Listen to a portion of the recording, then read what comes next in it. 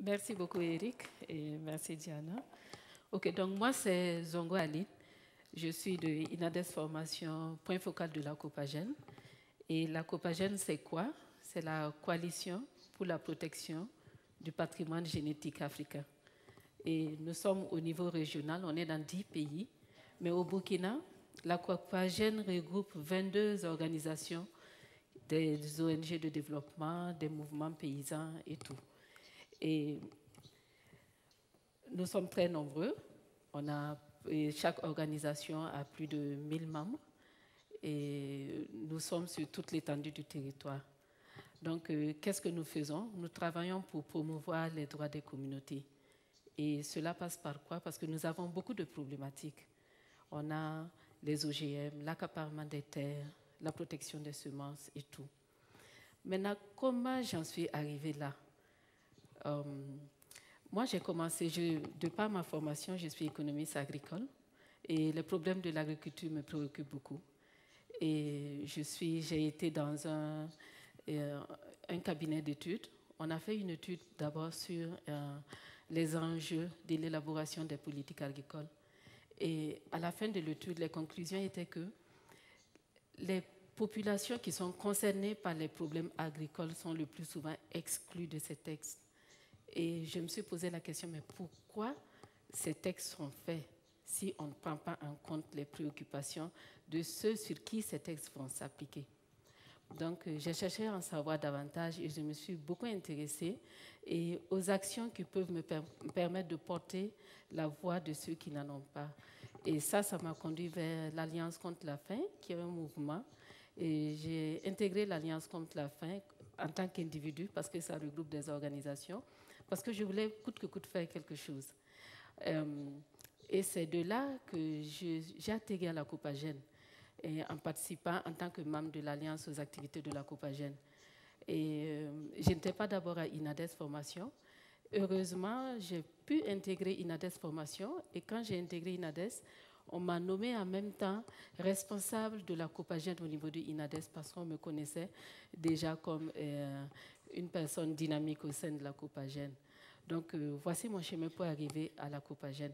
Mais ce que je vais vous raconter, c'est vous expliquer un peu ce qu'on fait au niveau de la Copagène plus en profondeur et qui implique aussi Interpares.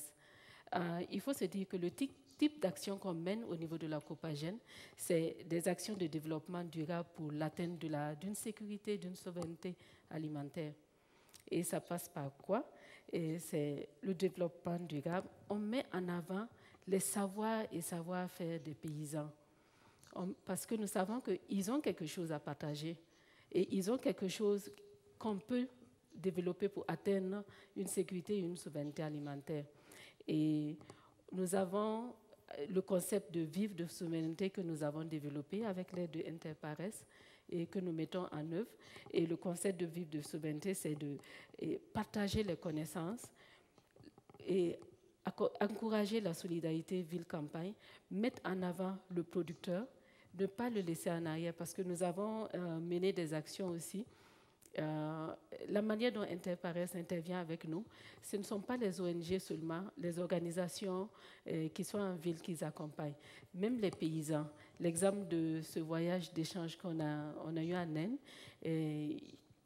ils ont fait participer des paysans burkinabés à ce voyage et ça a permis de changer beaucoup de choses.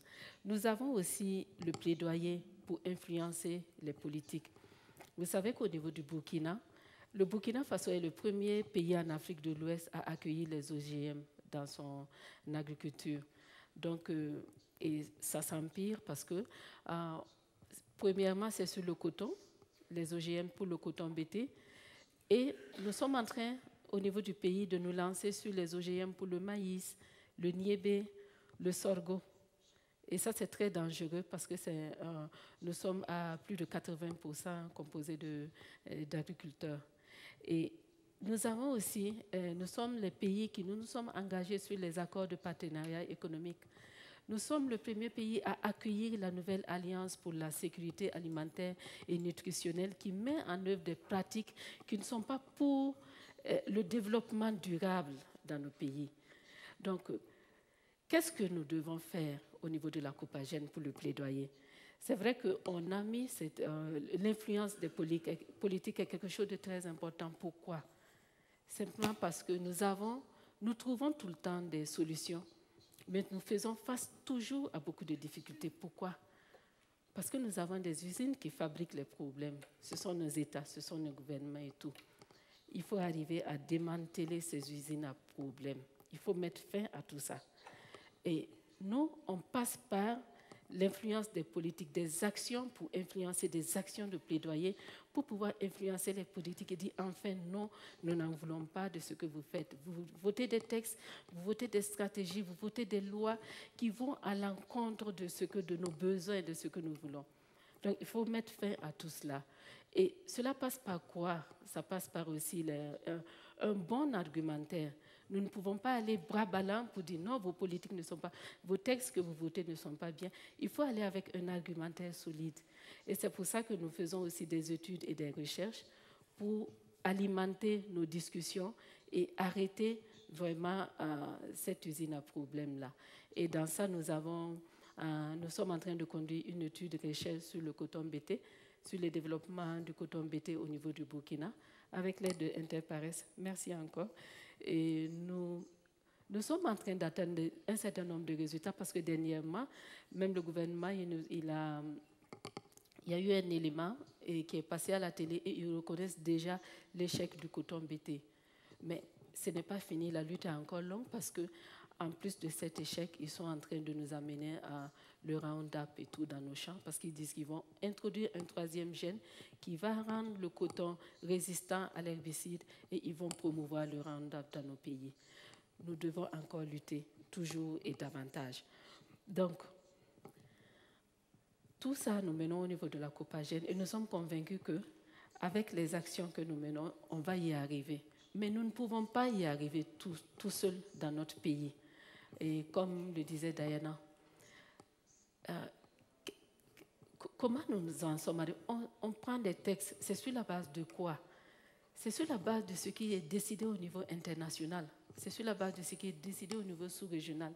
Nous nous allions sur ces textes sans tenir compte de ce que nous avons comme problème dans nos pays. J'aime souvent dire que quand nos responsables politiques vont dans des réunions internationales, ils deviennent amnésiques. Ils deviennent amnésiques. Pourquoi? Parce qu'ils oublient purement et simplement qu'ils viennent de pays pauvres, sous-développés, avec des problèmes dans l'agriculture. La pluviométrie ne suit pas, rien ne suit. Et avec tout ça, vous venez nous ramener des pratiques contre l'environnement qui ne sont pas durables. Donc je me dis, ils sont amnésiques ou quoi? Qu'est-ce qui se passe? Il faut faire quelque chose. Il faut jouer sur nos politiques au niveau national. Mais il faut des organisations comme Interpares qui nous accompagnent au niveau international pour agir eux aussi dans leur pays, pour qu'on tienne en compte de ça. Donc bon, et tout ça c'est des choses en chemin. Et bon, je pense que on pourrait y arriver. J'ai bon espoir qu'on pourrait y arriver avec la solidarité internationale. Et je me dis qu'elle a de bons jours devant elle, cette solidarité internationale, parce que mais elle a aussi du pain sur la planche, je dirais. Parce qu'il y a tellement d'inégalités qui continuent de se créer que les acteurs de la solidarité ont beaucoup à faire. On se demande en combien ils vont se partager pour pouvoir s'attaquer à tout ce qui se crée comme inégalité. Et je dirais bon courage à Interpares et merci de nous accompagner, nous, dans nos pays pour qu'on puisse avancer. Et joyeux anniversaire aussi pour vos 40 ans. Inades aussi a eu 40 ans l'année passée. Donc, joyeux anniversaire à vous et longue vie. Voici ce que je voulais partager sur le travail que je fais et puis sur la conviction que j'ai qu'il faut que organisations de la société civile, ONG et tout, nous nous mettons main dans la main pour pouvoir avancer. Je vous remercie.